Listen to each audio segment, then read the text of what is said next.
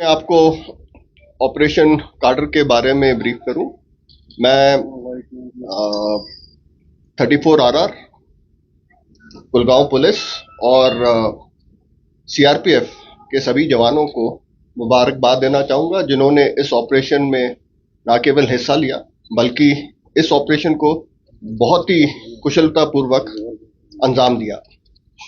पिछले 2 महीने से भारतीय सेना और जम्मू एंड कश्मीर मिलकर हिजबुल मुजाहिदीन के एक टेररिस्ट ग्रुप के पीछे लगे हुए थे, जो कि शोपियां और कुलगांव के इंटर डिस्ट्रिक्ट बाउंड्री पे सक्रिय था।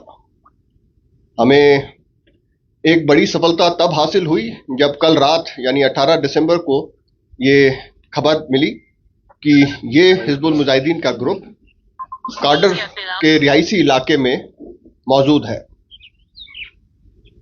भारतीय सेना, जम्मू एंड कश्मीर पुलिस और सीआरपीएफ ने मिलकर एक जॉइंट प्लानिंग बनाई और ऑपरेशन को लॉन्च किया।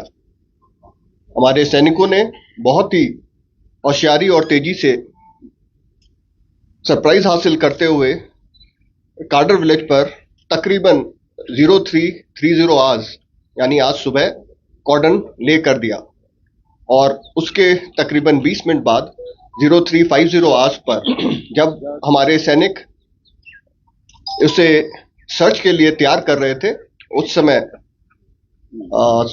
टेररिस्ट ने अंधाधुंध मल्टीपल लोकेशन से फायर शुरू कर दिया, जिस फायर का जवाब हमारे सैनिकों ने फायर से दिया और उन्हें कंप्लीटली पिन डाउन करके रखा और भाग जाने की उनकी कोशिश को विफल कर दिया। करेज का उदाहरण देते हुए इस ऑपरेशन को 6 घंटे के अंदर अंजाम दिया। इस ऑपरेशन में 5 हिजबुल मुजाहिदीन के टॉप टेररिस्ट मारे गए और ये पांचों टेररिस्ट काफी लंबे समय से सक्रिय थे और multiple criminal as well as terrorist activities में शामिल रहे थे।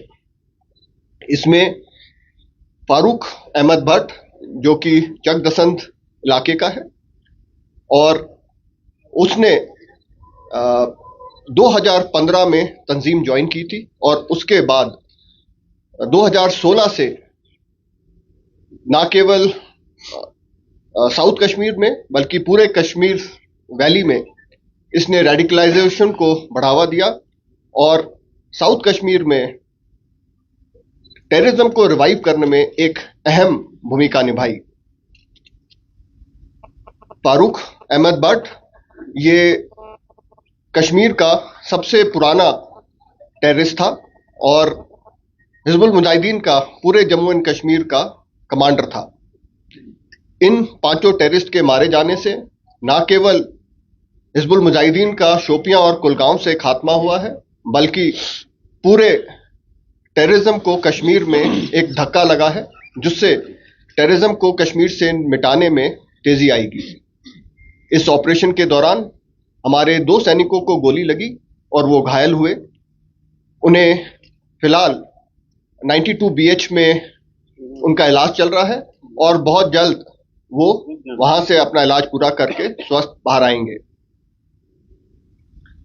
इस ऑपरेशन की सफलता का श्रेय मैं कुलगांव की जनता को देना चाहूंगा, जिन्होंने न केवल हमें इस ऑपरेशन की बहुत ही अहमियत वाली खबर दी, बल्कि पूरे ऑपरेशन के दौरान हमें अपना भरपूर सहयोग भी प्रदान किया।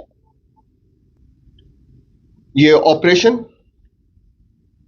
कश्मीर में स्थित सभी सिक्योरिटी फोर्सेस की सिनर्जी का प्रतीक है और भारतीय सेना की कश्मीर में शांति स्थापित करने की प्रतिबद्धता को दर्शाता है। So as I said that it's a huge setback to Hizbul Mujahideen, but we don't say that Hizbul Mujahideen is probably out now, but it is certainly a setback. They'll take a lot of time to come back into where they were and to cause any damage to the security of the region, especially the South Kashmir. However, Hajbul Mujahideen is not the only terror group which is operating here. We'll have to continue our anti-terror activities against the other terror groups which are operating, and we are quite, confident that in times to come we'll be able to achieve the zero terror what our government has laid down for us in Kashmir.